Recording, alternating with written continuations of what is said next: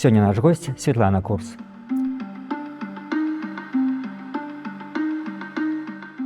Светлана, прывітанне. Прывітанне.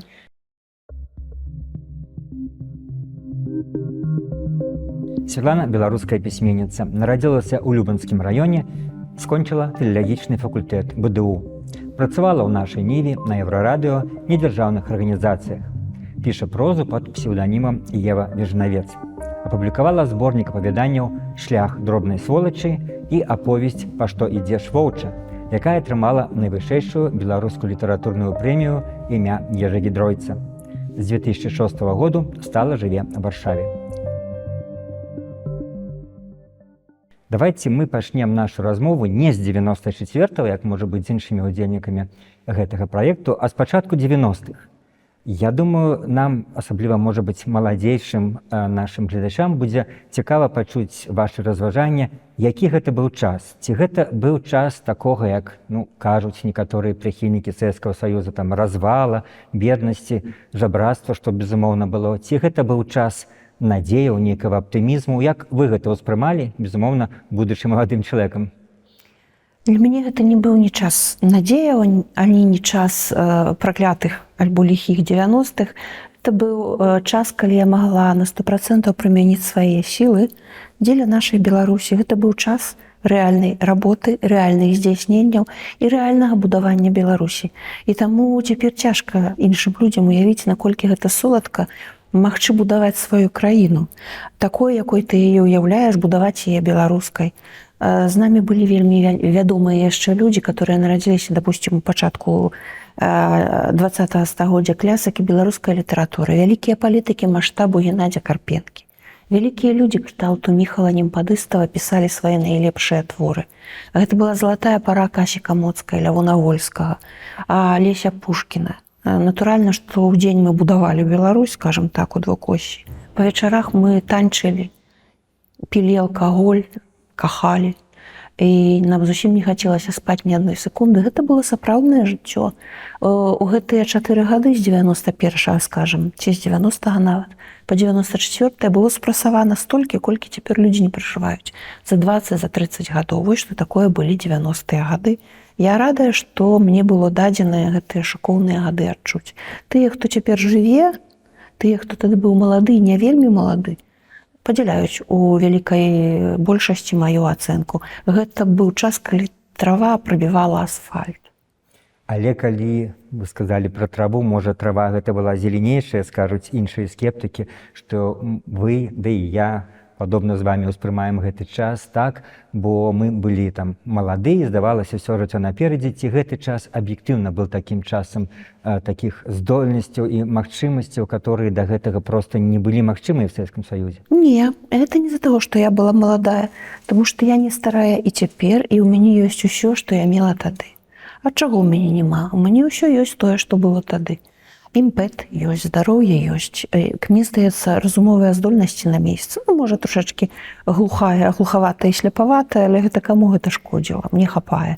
Не, гэта сапраўды быў час будавання Беларусі. Тое, што цяпер затаптваецца, так, яго таму так цяжка затаптаць і знішчыць, таму што яно пратуберанцам узайшло ў 1990-е гады. А беларусы стараліся збудаваць сваю краіну, пачынаючы з пачатку стагоддзя, калі ўзнікла наша ніва, 20-го стагоддзя.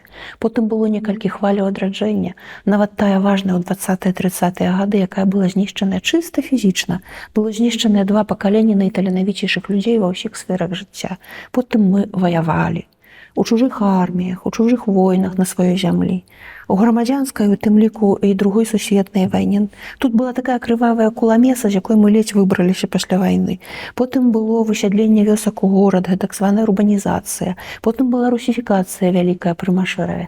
І вось гэтыя ўсе сілы вытворчыя, ўрэшце рэшт сабраліся ў канцы 80-х, дзякуючы шыкоўнаму пакаленню Сергея Шупы ці Сержука Вітушкі, ці каго там яшчэ вспомнім, Віктара Івашкевіча і многіх яшчэ з таго пакалення. Вось, яны былі, можна сказаць, самым яркім выразам. А да гэтага ж быў Лявон Баразна. Было многа творцаў, якіх мы цяпер не памятаем, таму што мы іх імёны не вучым у школе. Калі б мы ведалі іх імёны, якімі былі б названыя вуліцы, якіх бы мы вучылі ў школе, калі б мы ведалі сваю, а не расійскую гісторыю, не каланіяльную гісторыю, то мы б ведалі гэтых людзей лепей. А ваш асабісты шлях да беларушчыны чым был адметны? Бо некаторыя, вось вы называеце гэта пакаленне, скажем, адраджэнцаў, што я яшчэ паспеў трошкі застаць, яны былі ўжо такія гарадскія людзі асфальту, але многія былі і, скажем, з натуральнай беларушчынай ад сваіх, проста ад свайго асяроддзя ў вёскі. І вот розныя гэтыя две хвалі, яны спыніліся в адным адраджэнскім руху. Так вось, як ваш асабісты шлях был да беларушчыны? Ну, я ж з вёскі, і прычым з беларускамоўнай вёскі. Яна да гэтага часу беларускамоўнай у значнай ступені. Гэта мне дакладна вядома. Прыўкраснае месца. І у мяне бабкі зусім не ўмелі гаварыць па-расейску. Яны мяне выхоўвалі, я да 5 гадоў не ўмела гаварыць па-расейску. Я пайшла ў школу і з цяжкасцю чытала, таму што беларуская і расейская мова, яны, здавалася, блізкароднасныя, але на самой справе яны вельмі розныя. І ты чытаеш расейскія словы і пакатваешся з рогату, таму што яны гучаць неяк падобна, а сэнсу іх зусім адваротны. І для мяне расейская мова была смешнай і дзікаватай, калі я была дзіцёнкам. А беларуская была якраз натуральнай. Ну, вось такое было перавернута. Але я просто к таму, што далёка не кожны носьбіт натуральнай беларускай мовы становіцца, то, што называецца такое слово свядомым прыхільнікам беларушчыны, не ідзе там в нейкія СМІ, на філфак, вось як гэта у вас што прывяло? Я не была свядомай беларускай. Мне проста падабалася беларуская мова і беларуская культура. Напрыклад, пра тое, наколькі я была несвядомая, апартуністычная і неканфліктная, нават кампрамісовая, сведчыць тое, што калі мне дырэктарка школы і матка сказала паступай на расейскую мову, таму што расейская мова заваюе свет, яна мае такую тэндэнцыю. Я паверыла і пайшла на расійскае аддзяленне філфака. Я цяпер глыбока пра гэта, безумоўна, шкадую. Мне трэба было ісці у МДЛУ. Я хацела туды пайсці, але потым раздумала, пайшла на філфак. Мне былі добрыя знакі, я магла патрапіць у МДЛУ. Лепей бы я ведала нямецкую ці ангельскую мову. Не на таго каня, называецца, паставіла. І вось я не была свядома. Мне проста падабалася беларуская мова і падабаецца дагэтуль. Я лічу, што гэта самая прыгожая мова на свеце, што мне моцна пашанцавала. Так што ў мяне быў вельмі натуральны шлях. Натуральна, калі я пераехала цалкам зрусіфікаваны Менск, мне было цяжка. Я саромелася гаварыць па-беларуску. Але потым прыйшло вось гэта так званае адраджэнне. І чалавек проста адчуваў у гэтым што ў гэтым пачынае з'яўляцца сэнс і місія. І трэба было акт за актам маўленчым пераадольваць гэтую вялікую немату і прыцягваць увагу да сябе ў гарадской прасторы, просячы талёнчык у аўтобусе і ў метро. І, канешне, гэта было тым больш цяжка, што прапаганда ўжо і тады нацыяналістамі клейміла нас усіх, фашыстамі і нацыстамі, і кім толькі не клейміла, а выхваляла інтэрнацыяналізм, так што кожны маўленчы акт быў актам маленькага пабытовага, не скажу гераізму, але нешта гераічна ў гэтым было. А потым чалавек прывыкае і ўжо спакойна рэагуе на тое, як рэагуюць на яго іншыя людзі. Вялікай агрэсіі, вялікіх трагедый я на сваім беларускамоўным шляху не спаткала.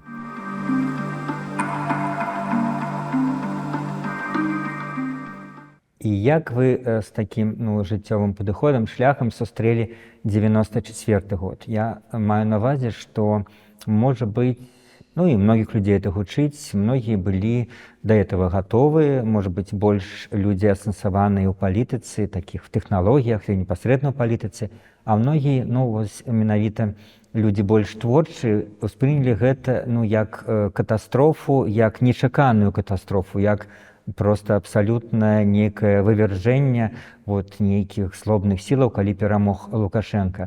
Якое у вас было адчуванне ў момант выбараў? Для мяне гэта была чаканая катастрофа. Я тады была ў Беларускім народным фронце ў Маскоўскай радзе. Мы займаліся палітычнай дзейнасцю нізавой, разносілі ўлёткі, працавалі ў якасці давераных асобаў Зіноўна-Пазняка, хадзілі па хатах. Мы бачылі, як настроенае грамадства. Это тое ж самае, што калі ты бачыш, што на цябе нясецца цягнік, альбо што на цябе цячэ цунамі, альбо кіпень.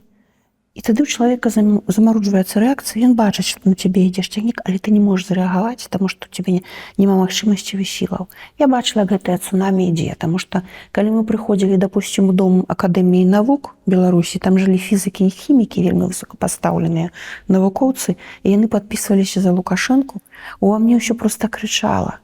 Мне хацелася сказаць: дарагая, ты кандыдат навук па фізіцы, я бачу, што у цябе мноства кніжак. Але чаму ты такая разумная і такая тупая адначасна, мне захацелася закрычаць. Гэта трыкстер, ён усіх прадасць. І нас чакае невядома што. Гэта трыкстер у клетчатым касцюме. Так і адбылося. Я цяпер успамінаю, што стары чалавек пэўны сказаў, што я прагаласую за Кебіча, бо знаёмы д'ябал лепшы за незнаёмага. А я тады падумала: господі, можа, лепей уже няхай Лукашенко. А цяпер я думаю, наколькі гэты стары чалавек, выхаваны ў Савецкім Саюзе, меў рацыю. Я памятаю, што мне сніліся кашмары перад другім турам. І вось калі другі тур прайшоў, але калі б я тады ведала, што нам давядзецца жыць у гэтым 30 гадоў, я, верагодна, не выжыла б. Это вялікае шчасце не ведаць сваёй будучыні. Мы ж доўгі час думалі, што гэта ненадоўга. У 96-м годзе быў вялікі выбух супраціву, таму што мы ўжо пачалі здагадвацца, што гэта надоўга. Ён быў задушаны, і тады на некаторы час усталяваўся вялікі адчай, вялікая апатыя, і мы думалі, што так будзе заўсёды. Але заўсёды прыходзіць наступная хваля, якая прыйшла, дапусцім, у 2020, 2006, 2011 годзе. Хваля заўсёды з меншай альбо большай сілай прыходзіць. Все-таки, калі вернуцца в 94-й, вот мне цікава ваше сведчанне, што тады ўжо, ну вот вы як актывістка БНФ бачылі гэтыя настроі, которые, ну, як мне здаецца, некаторыя нават у кіраўніцтве фронту, можа быць, не разумелі. Ці у вас ёсць такое ўражанне, ці проста яны рабілі такую выснову, што мы пераможам, пазняк зойме там першае ці другое месца. Гэта была, ну, такая непазбежная бравада падчас выбарчай кампаніі, што такое трэба рабіць. Ці, можа быць, сапраўды некаторыя фронтаўцы жылі ў пэўных ілюзіях? Калі хто і жыў у гэтых ілюзіях, то я асабіста яго не ведала. Таму што я ведала, што ў Зіновна Станіславовича вялізазны антырэйтынг. Ён тады напісаў артыкул у 94-м годзе, ці ў 91-м ён напісаў, ці ў 92-м, не ў 94-м, пра небяспеку расійскага імперыялізму. Гэта быў вельмі класны праграмны артыкул, але ён быў настолькі ранейшы за свой час, што людзі папросту адны гыталі з таго ж. І ён сказаў, што Расія гэта фашысцкая, квазіфашысцкая дзяржава, якая перайдзе ў нацызм, і што яна пачне знішчаць сваіх суседзяў рознымі спосабамі.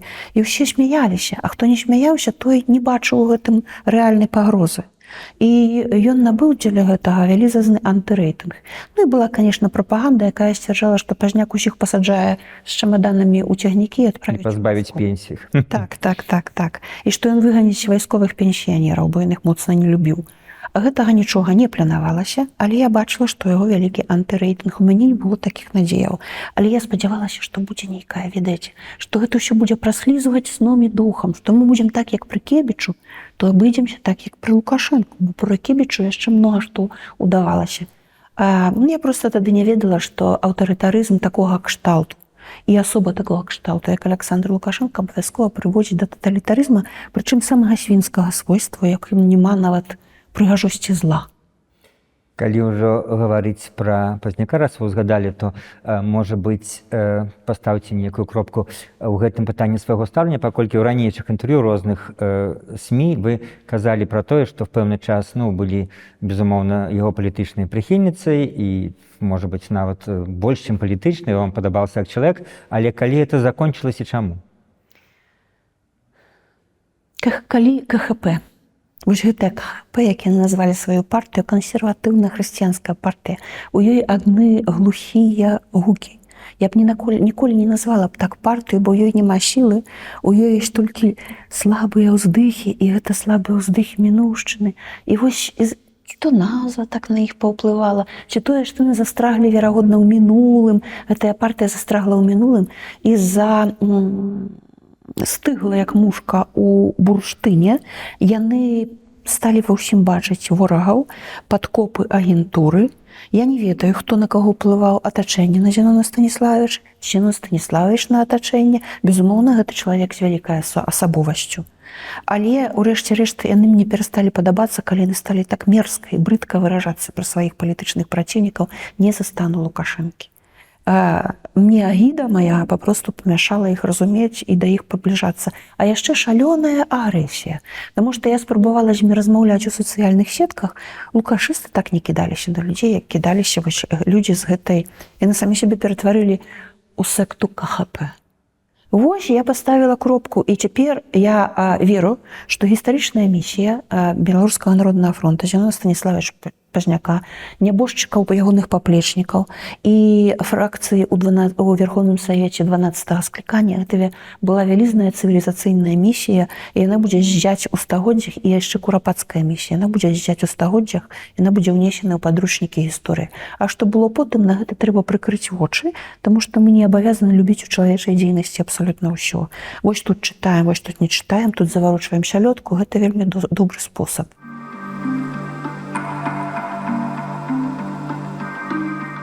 Пасля 94-го был 95-й. Гэта рэферэндум. Яшчэ больш страшныя. Да, пра мову, таму вы ўжо пачынаеце адказваць на маё пытанне, што для вас было сапраўды страшней. Вот 95-й быў, можа быць, мацнейшым ударам, бо там, была все-таки, на погляд всіх, это не аспрэчваецца, даволі аб'ектыўныя дадзеныя рэферэндума, не было нейкіх фальсіфікацый такіх значных. Яны паказалі, што большасць прагаласавала за інтэграцыю з Расіяй, за права Лукашэнкі распускаць парламент, і самае галоўнае, за скасаванне нашых гістарычных сімвалаў і за рускую мову як другую дзяржаўную. Была адна беларуская дзяржаўная. Як вы это ўспрынялі? Менавіта як тое, што Беларусь адмовілася ад уласнага жыцця і сабралася пайсці жыць у сенцы да суседа. Сусед будзе распараджацца маёнткам, а ты будзеш жыць у сенцах прыжывалам. І вопратку ты будзеш даношваць за тым гаспадаром. Яны, гэтыя людзі, відаць, не разабраліся, што азначае сімвалы, мова, культура. Гэта азначае менавіта твае ўласныя сцены, тваю ўласную зямлю, тваю ўласную волю. Жыць без уласнай дзяржавы, гэта значыцца паддавацца ўсім вятрам і служыць усіх чужых арміях, якія сюды будуць прыходзіць. Нават, заўважце, нават абкарнаная, нават таталітарная і штучная і вельмі абмежаваная незалежнасць прыводзіць да таго, што хлопцы нашыя не ваявалі ў Чачэніі і што іх цяпер з большымі складанасцямі каштавала бы адправіць ва ўкраіну. Гэта заслуга не столькі Александра Лукашэнкі, які не дае такога загаду, колькі прывычкі жыць усё ж такі сваім розумам, хаця і ў сваіх прымаскоўскіх, але ў сваіх сенцах, сядзець у куце і не хацець ісці ваяваць яшчэ і на суседнія агародчыкі і быць закапанымі на гэтых суседніх агародчыках. Таму заслуга незалежнасці заўсёды вялікая. І калі б у нас была свая дзяржава з інстытутамі, гэта было б зусім іншае жыццё. Я памятаю, якое жыццё пачыналася ў 90-х.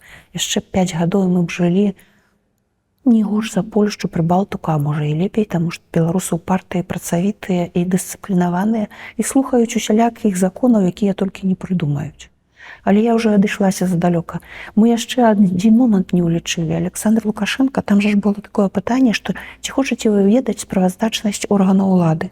Ці хочаце вы раздзялення органаў улады? Ці сказалі, не, мы выбралі моцную руку. Мы выбралі сабе чалавека, які будзе нас бараніць, прадстаўляць нас. І прагаласаваў за гэтую моцную руку, за гэтага моцнага мачо, вялікага змагара з карупцыяй, усялякай гніллю, людзі аддалі сваю волю ў ягоныя рукі. І пасля гэтага гэтыя людзі, якія аддалі сваю волю, гэтыя пакаленні, яны пажылі трошачкі пры ім і памерлі. А заплацілі за ўсё гэта ў асноўным іхныя нашчадкі. Усе клянуць пенсіянераў, але тады пенсіянерам было гадоў па 40. Прагаласавалі пакаленні, якія ўжо зайшлі з гістарычнай сцэны ў большасці сваёй. Асабліва гэта тычыцца мужчын, якія доўга і не пажылі. І вось тое, што яны забралі перспектыву сваіх дзяцей і ўнукаў, па дурасці, па неўменню выбіраць, па нешчаснасці гісторыі сваёй, па тым, што яны не вучыліся ў хорошых школах, хорошаму ўласнаму розуму, а вучыліся ў савецкіх школах абы чаму. Усё гэта вось і паўплывала, трэба вучыцца цяпер у гістарычнай школе. Многа ёсць тлумачэнняў і больш рацыянальныя, палітычныя і больш такія эмацыйна-асабістыя наконт таго, чаму Лукашенко вось пайшоў тады ў 95-м гэты бой супраць беларускай мовы. Па-вашаму, гэта быў проста халодны разлік, то, што называецца, ну, прадаць беларускую мову, абмен на расійскую падтрымку, танны газ, крэдыты і ўсё такое. Ці его была сапраўды нейкая, ну, скажем, чымсьці выкліканая, як у савецкага чалавека, ненавісць да таго, што эта мова пашыраецца, расце? Это не ненавісць, гэта не толькі ненавісць, але гэта яшчэ і глыбокая пагарда. Я лічу, што калі гэты чалавек сказаў, што ні адной добрай думкі і высокай думкі нельга выразіць па-беларуску, а толькі па-ангельску, па-расейску, ён сказаў тое, што думаў. Ён проста глыбока перакананы, хаця сам нічога і не ведае, нічога не чытаў, што Толстаевскі, гэты вось балет і палятайкі ў космос. Напішыце мне «Вайну і мір», як ён казаў беларускім афіцыйным пісьменнікам. Вот вялікае, а быць сабой гэта невялікае. Вось уявіце сабе, каб я света, так, захацела б раптам стаць уладычыцай марскою і каралевай Англіі. Было б дзве каралевы Англіі, адна сапраўдная, так, а другая крывая, касая, неадукаваная і без ведаў этыкету. Тое ж самае старацца быць нейкім вялікім, але не сабой. Уяўна вялікім. А цяпер мы бачым, што гэтыя уяўна вялікія аказаліся страшна нізкімі, нізкай культурай, нізкім грамадствам. Это ўвогуле не грамадства. Это штосьці іншае, чым грамадства. Это самае вялікае расчараванне сусвету, гэта Расія, таму што там здаровых сіл столькі, колькі можна змясціць у напарстак. Это вялікае расчараванне быць настолькі нізкім грамадствам, але яшчэ горшае быць другасным па дачыненню да іх грамадствам. Разумееце, які это пройгрыш. Это вялізны цывілізацыйны пройгрыш для людзей, якія паставілі на Расію. Хаця яны, верагодна, самі ад сябе могуць гэта хаваць, але праўда, это вялікі слон, які заўсёды сябе аб'явіць. Давайте паслухаем, што вы ў іншых эфірах казалі пра Пуціна і Лукашэнку.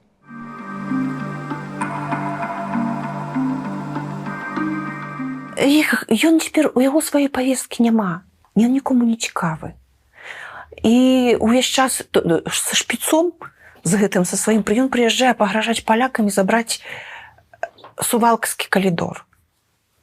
Гэта смешна. Разумееце, з тыранамі ёсць такая штука, што яны, гэта людзі, якія не ўмеюць інакш дасягнуць нічыёй увагі. Калі чалавек можа звярнуць на сябе ўвагу іншых людзей і прыцягнуць да сябе бескарыслівую любоў, увагу і пашану, так, ён не будзе дамагацца гэтага крывавымі метадамі. Ён не будзе раздувацца ад людскіх слёз, гора, заядаць чужы век. А яны хочуць быць вялікімі за любы кошт, нават такі. Але парадаксальным чынам іхная смешнасць, дробязнасць нікуды не дзяецца. Калі паглядзець на Александра Григоровича Лукашэнку і Владимира Владимировича Путіна, то мы ж усё роўна бачым, у чым яны жалкія і чаму яны гэтага не могуць знесці. Таму што яны занадта сур'ёзна да сябе ставяцца і таму што яны занадта пустыя. І вось тут вельмі такое цікавае пытанне, вечнае, і цікава паразмаўляць у нашым аспекце пра, ну, банальна кажучы, ролю асобаў гісторыі. Маецца на ўвазе, што, ну, часам кажуць, што ўсё заканамерна, часам кажуць, што вось гэты чалавек проста быў, ну, нейкім адбіткам свайго часу, ці адбіткам свайго народу, ці там народ заслуговвае той урад, які ён заслуговвае. Але гісторыя паказвае, што ўсё не зусім так. Умоўна скажам, нават самы банальны прыклад той жа фашысцкай Нямецчыне, ну, менавіта спецыфіка асобы і псіхікі Гітлера прывяла да многіх рэчаў, быў бы замест яго нейкі там, не ведаю, спакойны Гімлер, там, можа, не было б тых жахаў і з Халакостам, і з Другой сусветнай вайной, которые былі пры Гітлеры.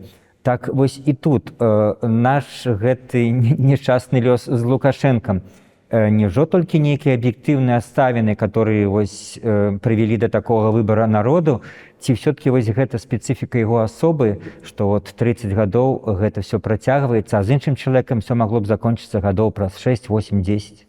Безумоўна, гэта спецыфіка ягонай асобы яшчэ. Я не ўмею пра гэта паразважаць. У мяне няма дастаткова глыбокіх ведаў у псіхалогіі, у грамадскай псіхалогіі, у сацыяпсіхалогіі, паліталогіі і гэтак далей. Таму я магу разважаць толькі на пабытовым узроўні. Я лічу, што Лукашенка шмат у чым падобны на ось такога беларускага мужика. на ягоныя вось і кепскія і добрыя бакі. Штосьці ў ім такое ёсць, што нам усім зразумела, правда?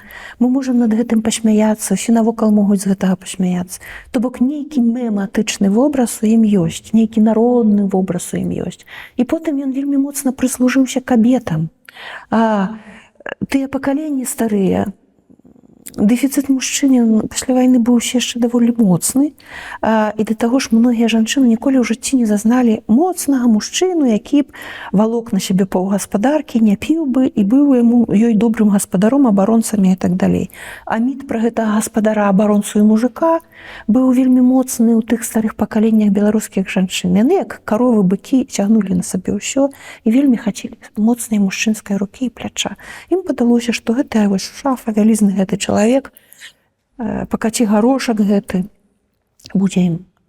Вы фактычна пачалі адказваць на маё наступнае пытанне, тую тэму, якую хацеў з вамі закрануць, вось менавіта гэты аспект, які пацверджаны сацыолагамі, што фактычна, калі не браць апошні 20-х год, то да гэтага, калі ў Беларусі была сацыялогія, все сацыялагічныя пытанні даволі паважаных структур падкрэслівалі, што за Лукашэнку галасуе большы працэнт жанчын, чым мужчын. Напрыклад, там на адных выбарах 58% жанчыны і 42% мужчыны, і прыблізна такая прапорцыя. І сапраўды, калі я рыхтаваўся, чытаў многія артыкулы на гэты конт, там гендерных даследчыц, яны тлумачылі, што жанчына сярод іншага, то, што вы сказалі, гэта такі міт, а сярод іншага яна як больш самая сацыяльная незабяспечаная, скажем, частка грамадства. Она абапіраецца вось на такую, скажем, этатыскую дзяржаўную руку, которую прадстаўляў Лукашенко. Так, і калі мы азірнемся назад, я гэтай думкі яшчэ да канца не прадумала і не магу яе пасадзіць у нейкі час, храналагічна яе абсадзіць у часе, але магу сказаць, што гадоў 20 нармальнага больш-менш жыцця гэтыя жанчыны сабе і выгаласавалі. Плаціліся пенсіі, плаціліся заробкі, многа ім не надо. Гэта людзі не збалаваны, гэта людзі, некаторыя выраслі з калгасных сем'яў, за трудадні іхнія бацькі працавалі. Яны памятаюць, як з аднаго адрэза перашываючы шылі і спадніцы і сукенкі, што ў іх на 7 дзён былі адны трусы, яны тыя трусы сушылі над печкай. Все гэтыя бедныя рэчы з імі адбываліся. І тут яны атрымалі стабільнасць, разумееце? Можа, з іхнага пункту гледжання выбар Александра Лукашэнкі і быў, і ёсць, і застаецца для іх слушным. У іх свая праўда, верагодна, ёсць. Такая галодная праўда. І это правда моманта, а не правда будучыні, як вы і казалі. Яны вельмі падгадзілі сваім унучкам і сваім дачкам, якія ў 2020 годзе захацелі сабе іншага, якім не патрэбны мужик, які будзе іх, я скажу грубо, а ты можаш потым выразаць, трахаць і карміць. Правильно? Ім такое не надо, іх не надо карміць. Яны хочуць сабе раўнапраўнага партнера, яны хочуць самі адбывацца, так? А тым было патрэбна іншае. Яны стаміліся ўсё цягнуць на сабе. А цяперашнія жанчыны зусім іншыя. Ім такі зусім не патрэбны. Што і паказаў 20-й год, калі жанчыны складалі вельмі значную частку. В першых шэрагах. І таму, калі мне гавораць, гэта жаночая прырода, выбіраць такіх вось пакаці гарошкаў. Не. Для гэтага яшчэ трэба сацыяльныя ўмовы.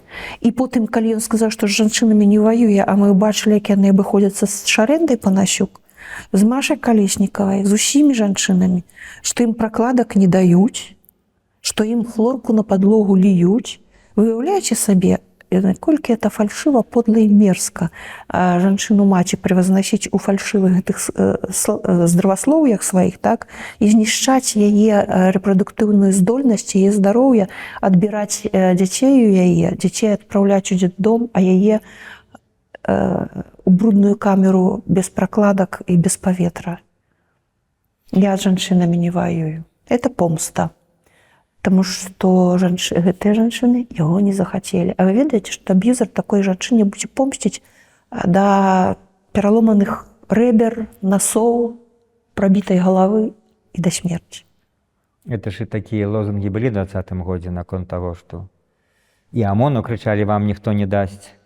І пра Лукашэнку такія лозунгі, і вот все гэты агрэсія в адказ. Да. А ёсць такія, которые даюць, і ім дазваляюць прыходзіць і сядзець на сходах Прэзідыумах нават. мелкім д'яблам начосаным на галаве і ў касцюмах сядзець і некепска зарабляць і харчавацца і ездзіць, магчыма, нават у Вільню часамі закупіцца. Ім усё гэта дазваляецца. Можа, са свайго пункту гледжання яны зрабілі добры выбар, разумееце, але гэта не выбар будучыні ні для іх, ні для іх дзяцей. Але ёсць людзі, якія жывуць сённяшнім днём. Іншае дастаткова трывалае сацыялагічнае апірышча Лукашэнкі в параўнанні з іншымі слаямі грамадства — это беларуская вёска. І я ўсё менш, там урбанізацыя у нас высокая, але ну і зараз, калі даступныя нейкія дадзеныя, паказваюць, што па-ранейшаму там, скажем, яго аўтарытэт ці там рэйтынг, калі это можна назваць, большы, чым в гарадах. Вы як чалавек, які ведаеце душу народа, як вот это патлумачыце, калі, напрыклад, ну і все мы бывалі вёскі, і самыя добрыя, самыя шчырыя, самыя душэўныя людзі, а калі палітыка, вось за Лукашэнку. Ніякай душы народа я не ведаю, таму што ў мяне няма адказу, чаму гэтыя людзі за Лукашэнку, калі ён ставіцца да іх абсалютна бязлітасна, божа бязлітасна, чым да астатніх класаў беларускага грамадства. За тыя 30 гадоў, што ён кіруе, па-першае, урбанізацыя прайшла вельмі хуткімі тэмпамі. На 40%, здаецца, насельніцтва вёскі зменшылася. Это нашмат больш хуткі тэмп, наколькі я разумею, чым увогуле па нашых суседзях. Таму што людзі уцякаюць адтуль. Па-другое, алкагалізацыя прайшла, дэмаралізацыя прайшла і праходзіць далей. І заробкі там можна жыць, не гледзячы ні на што, але трэба так супраціўляцца гэтаму ладу, які цяпер у вёсцы пасуе. Трэба сябе выцягнуць 7 жылы аддаць, каб выхаваць сваіх дзяцей, каб жыць у нейкім дастатку і гэтак далей. Яны працуюць у 3-4 змены і не маюць ніякага продыху, яны не могуць падняць галавы. Таму што трэба працаваць і ў калгасе, саўгасе, ці там аграгарадку, ці як яны цяпер называюцца. ТАА і гэтак далей, дурацкія ўсялякія гэтыя абрэвіятуры, а потым прыходзіш і працуеш дома. Але яны баяцца, што прыйдуць нейкія, ну, там, апазіцыя-рэфарматары і распуцяць гэтыя калгасы, і ім будзе яшчэ горш, і забяруць іх працу. Яны не могуць падняць галавы. Не ўсе, там многа светлых людзей. З светлымі галавамі, якія, допустим, аграсядзібы трымаюць, альбо стараюцца неяк выбіцца ўсё ж такі, тому што выбіцца можна. Але не такімі высілкамі, яны ж доўга не жывуць, гэтыя людзі. А калі жывуць, яны ўжо моцна знішчаныя фізічна ўжо к 40-45-50 гадам. Я генералізую, безумоўна, бо там розныя формы жыцця ёсць на вёсцы, як і ўсюды. Але, ў прынцыпе, усе могуць пазнаць тую карцінку, якую я зараз малюю. І я хочу сказаць, канешне, агаворыцца, што інтэлектуальная чэснасць нас прымушае зрабіць тую агаворку, што я жыву ў Польшчы з 2006 года, і пра Беларусь я ведаю з крыніц тое, што мне распавядаюць, тое, што я бачу сама з інтэрнэту і гэтак далей. Але ж калі вы ж заязджалі пэўны час, ну там до 20-го, калі вы... Назад апошні раз я была. У 19-м, так? У 19-м лістападзе. І кожны раз, калі вы прыязджалі, ну, відавочна, уже не так часта, можа раз у год, раз 2 гады, так? 2 разы на год. 2 разы на год.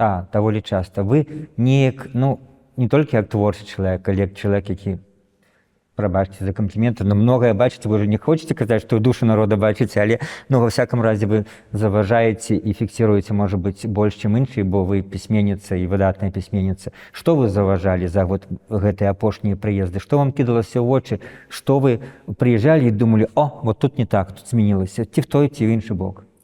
Я заўважала, што яны ўсе хорошыя сонейкі, якія вельмі хочуць радасці. І якія ўсялякім чынам стараюцца з жыцця сабе трошкі радасці гэтай выціснуць, як могуць, як умеюць. А гэтай радасці не так ужо ім і шмат дадзена. А яны прыбіралі свае двары, як умелі, ведаеце, ставілі вот гэтых вось буслоў сабе чаго зробленых.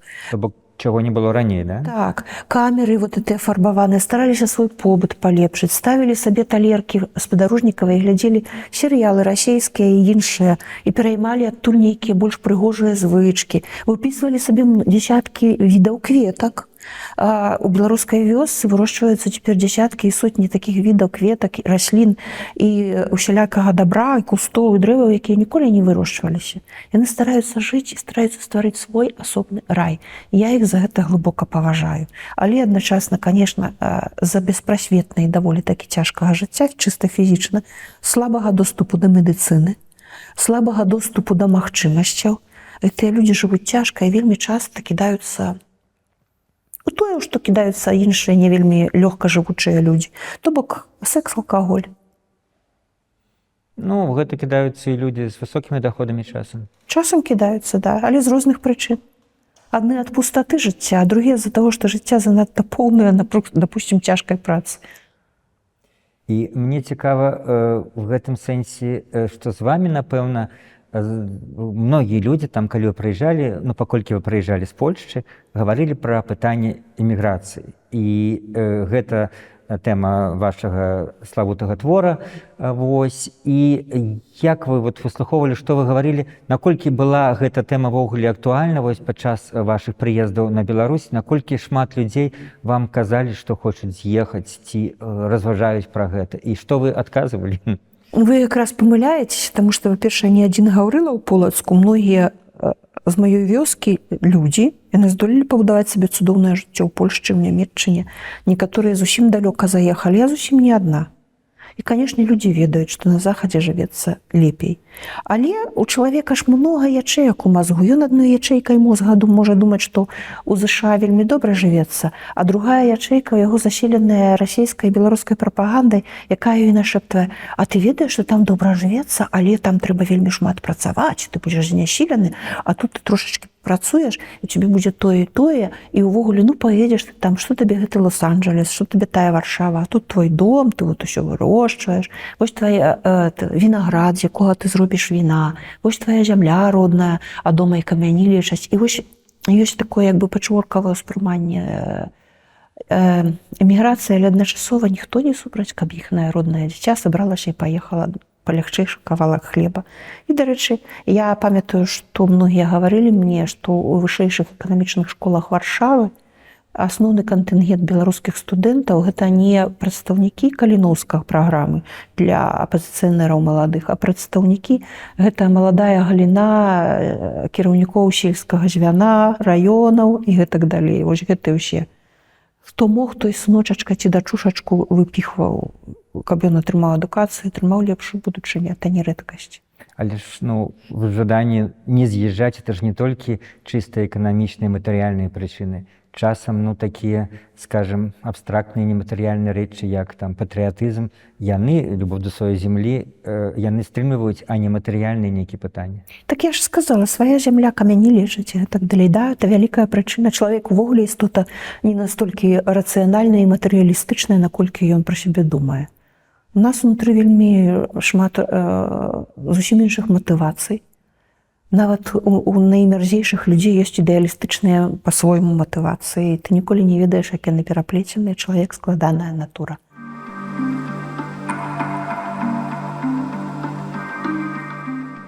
Мы пачатку нашай размовы ўжо выводзілі беларускае пытанне, беларускае адраджэнне пачатку 90-х у агульнагістарычны кантэкст, пачынаючы ад 19 стагоддзя, праз всё 20-е. І это то, што я спрабую в гэтым нашым праекце абмеркаваць заўсёды з нашымі героямі гэтай нашай праграмы. Што адбылося з беларускім народам за 30 гадоў, які з 94-го, в больш шырокім такім гістарычным кантэксце. Мы, конечно, можам пакутаваць ад цяперашніх абставінаў, хтосьці ў Беларусі, хтосьці і за межамі, але калі паглядзець на гэта вось праз прызму дзесяцігоддзяў, стагоддзяў, як бы вы ацэнілі вось гэты перыяд? Мяне там няма, я цвёрда не ведаю. Мне гавораць, што там з'явіліся многія пакаленні нават вясковых маладых людзей і дзяцей, которые не разумеюць беларуску. Я ў гэта не да канца веру. Наадварот, я цвёрда веру ў свой народ, так пяецца ў вядомай песні, таму што калі дагэтуль не здолелі выбіць усё гэта з галавы, значыцца, гэта не толькі ў галаве, але і ў сэрцы, а значыцца, гэта ў крыві, а значыцца, гэта можна знішчыць толькі разам з фізычным знішчэннем народа. Я веру, што яно такія ці іншыя формы заўсёды будзе прымаць. І што гэта не спрыяльны зараз час для гэтага ўсяго, таму што усе знаходзяцца ў накаўце пасля паразы 2020 года. Это тое, што зараз будзе перажываць Венесуэла, калі яны вагнераўцаў і гэтых наезлых і гэтых хальвідараў свайго гэтага Чавеса не перамогуць, разумееце? Грамадства зараз у накаўце, але накаут праходзіць. 5 гадоў ён ужо праходзіць, не гледзячы на штодзённыя рэпрэсіі, яны забіраюць штодня новых і новых і новых людзей. А вось гэтая беларушчына, альбо я хутчэй скажу беларускасць ці ўвогуле, это нешта нават што не назавеш, это любоў да роднага, так? Яна ўсё роўна прыме любую форму, як вада. Яна будзе пад ільдом цячы, яна стане ільдом, але лёд можа і растаць у любую хвіліну і стаць ракой ізноў. Я в гэтым перакананая глыбока. Мне толькі шкада, што мая гістарычная перспектыва на не такая доўгая, як гістарычная перспектыва народу. І што для народу 30 гадоў это пстрычка, для мяне гэта траціна жыцця ў лепшым выпадку. Шкада. Ну, але можна і в гэтых абставінах пісаць цудоўныя творы. І жыць можна цудоўна. І ўвогуле, калі адключыць суперажыванне, эмацыянальнасць, то гэта вельмі цікавы час для жыцця, вельмі цікавы час. А вам удаецца? Па-мойму, не. Не, але я стараюся. Што ж, дзякуй, Светлана, за такую шчырую і глыбокую, вельмі цікавую размову. Дзякуй вялікі. Всяго найлепшага.